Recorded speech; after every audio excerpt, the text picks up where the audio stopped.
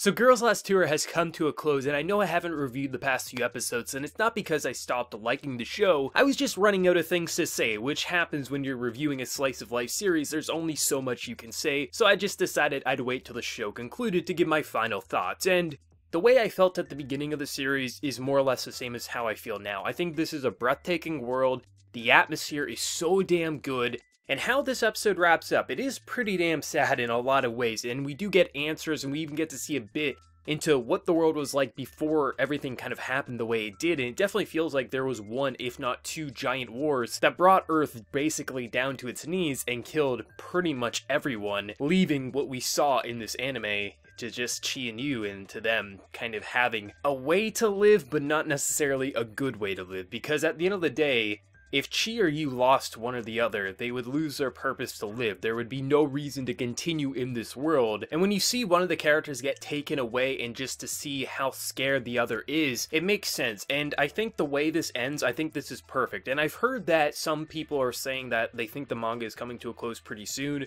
And there's only like 15 chapters or so that hasn't been animated. So I definitely think that this is probably the best way to end, because the way it ends, it definitely feels like these girls are probably going to die at the end of the series, or something very gloomy is going to happen, which isn't surprising. We're in a post-apocalyptic setting. There's only so much food, there's only so much fuel out there. Eventually, they are going to cease to exist and not be able to continue. So I think ending it in this way, where even though the world is apparently ending and things like that, it's nice to end it in this way because they still get to continue for as long as they can, and as long as they have each other, they can keep pushing forward. And I think the scene where you're just going through the camera and all the pictures taken and just seeing things before, it's so hopeful but also sad to see what the world used to be like for them, and then seeing where it ultimately went. But I think just the way the music was working with the visuals this week was absolutely spectacular, and I think this might be the best episode of the series. I mean, if not, it's one of the best. But I think going out on a bang like such as this, where it's just so, it's breathtaking, it's immersive, and it pulls on your heartstring. Like, it didn't necessarily do anything that different in comparison to some of the other episodes, but I think the way they just explored humanity before and after everything, and to learn exactly what this cat thing was in a way,